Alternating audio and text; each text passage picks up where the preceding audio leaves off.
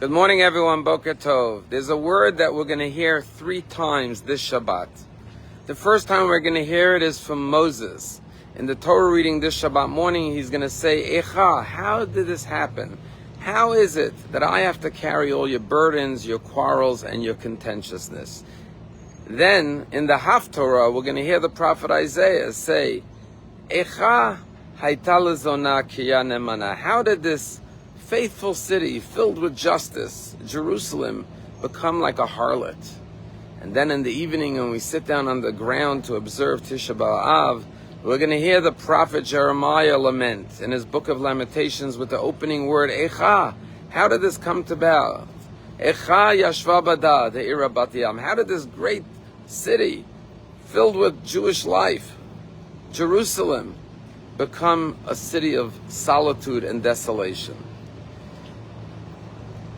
However, we're going to find that the first question that was ever asked to the first human being by God was when God told Adam and Eve not to eat from the tree of knowledge. And after they ate, they were ashamed and they hid in the garden. And God comes to the garden and says, Ayeka, where are you? And the word Ayeka is the same 4 letters as the word Echa, just with a different set of vowels. And perhaps the contrast is telling us that sometimes we say, how did this come to pass? How is it possible that we find ourselves in this situation? And the place we have to look is inward. Ayeka, where are you? Where was I? Did I show up? Did I do my part? Was I responsible and accountable for my actions? We've never lived in a time that we live between these 2 words of Echa and Ayeka like today. We ask ourselves, Echa, how did this come to pass? The tragedy of October 7th. How is it that close to 2,000 Jews were murdered in one day in the land of Israel? The greatest tragedy since the Holocaust. We ask ourselves, Echa, how is it that 250 Jews, men, women, and children were taken hostage into Gaza?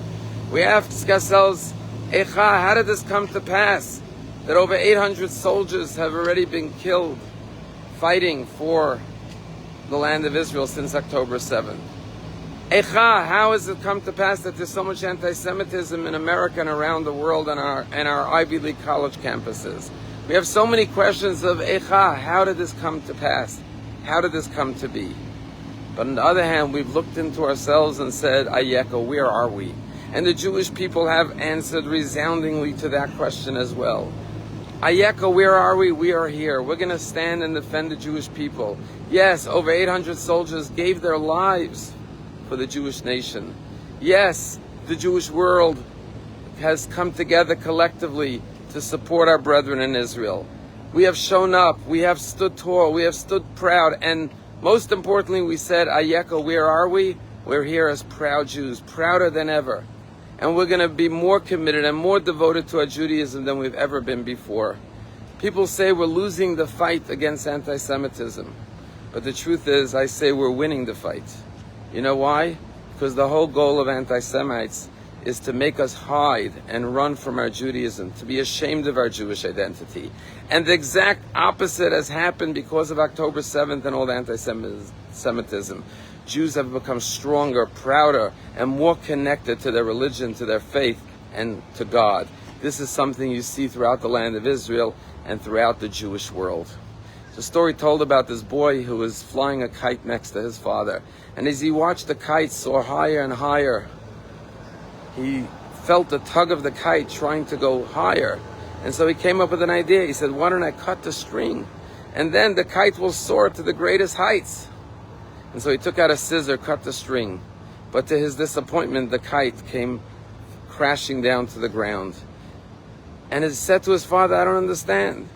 I cut the string so the kite can go higher. Why has it come crashing down?